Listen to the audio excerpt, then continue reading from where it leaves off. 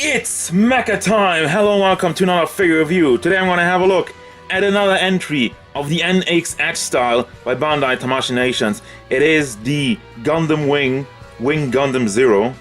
Basically, I've been praising NXEDGE style over the last year like a lot. And ever since then, I've really looked out for figures I can still buy of the line because I really like the line.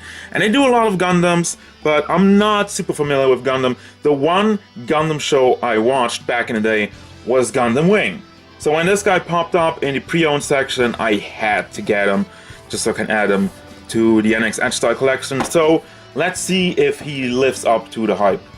So to be specific, this is the Wing Gundam Zero EW version, and you might be saying the wings are missing. Yes, I'll go over that step by step. And first step is the size. He goes up to 9 centimeters to the top of his head, which is a little shy of more like 3.5 inches. But if you're really going up there to the top of his crown, that would be almost 11 centimeters, so almost 4.5 inches tall. Now overall look in detail, my god.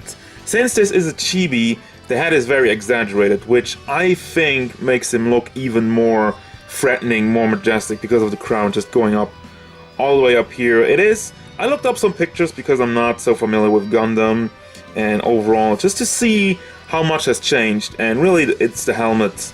And also they added a lot of detail like over here. That's not even in the original artwork of the show or the anime or the manga. I mean, for whatever I looked at.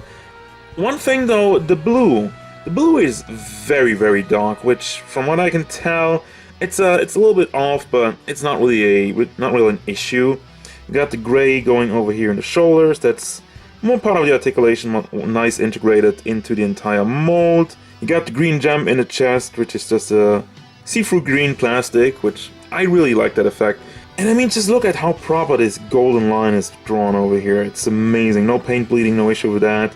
And once again, there's some more detail over here in the arm pieces going on. So they really added. And he's so small. That's like the thing. That's what blows my mind with these NXEDGE style. They are so small, but they even add detail to the entire mold. So, I mean, there you go. Not much more I can show you.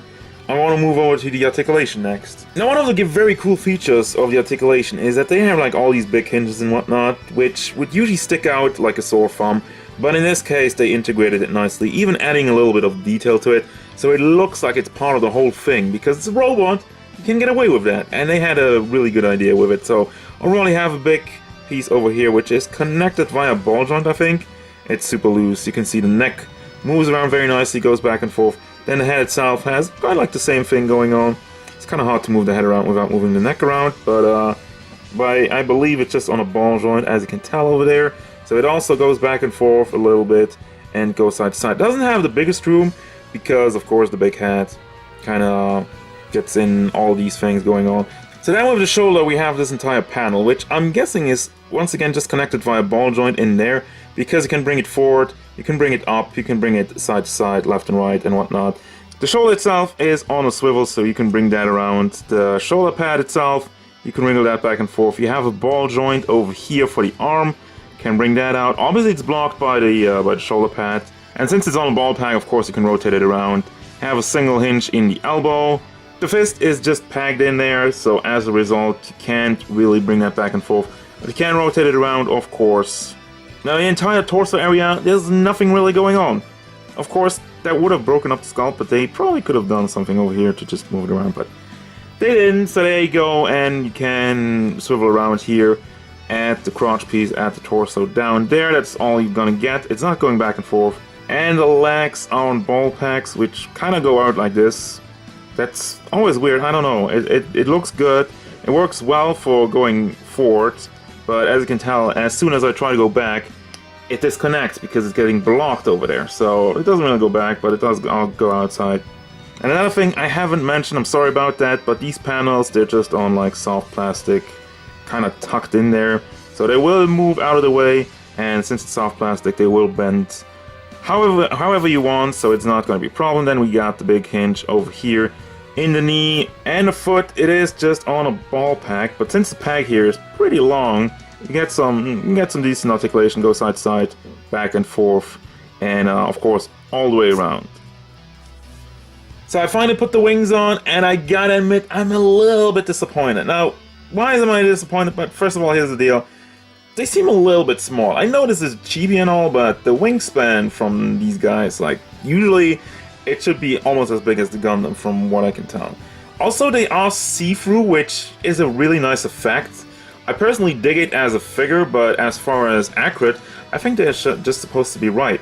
However, the detail that goes into these wings is pretty damn impressive. I mean, I really love the way they molded it, and once again, the see-through, it does look good. It does look very good. And we got the little ones in there. You have the gray backpack, which it looks kind of weird as a transition, but it's accurate. Now, as far as articulation goes, this is all removable, by the way. If you don't want this, you can all take this off if it bothers you. You have these two hinges over here, which you just pack into the backpack.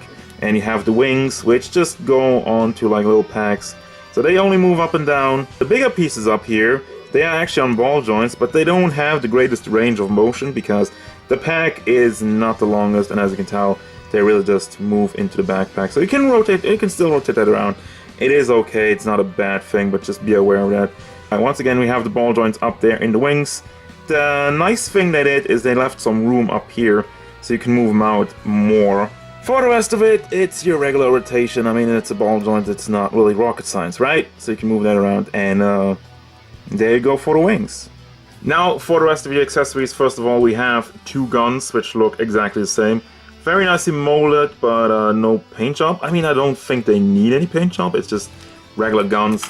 You have a lightsaber, which is just green plastic. It's not see-through, just a little bit disappointed, but eh.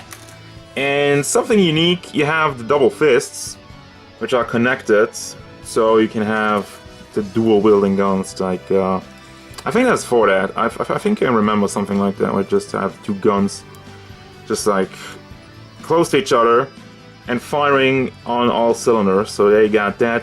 You got the base, which, you can tell it's an older NXEDGE style, because with the recent ones, the base has been see-through. This is in a just regular gray plastic, which is, it's not as nice. I prefer see-through, but of course you got the pylons. If you didn't know, you can combine these. You put the pylons in here, and you put another base on top of it, so you can have the tower, and of course you have something to connect your figure.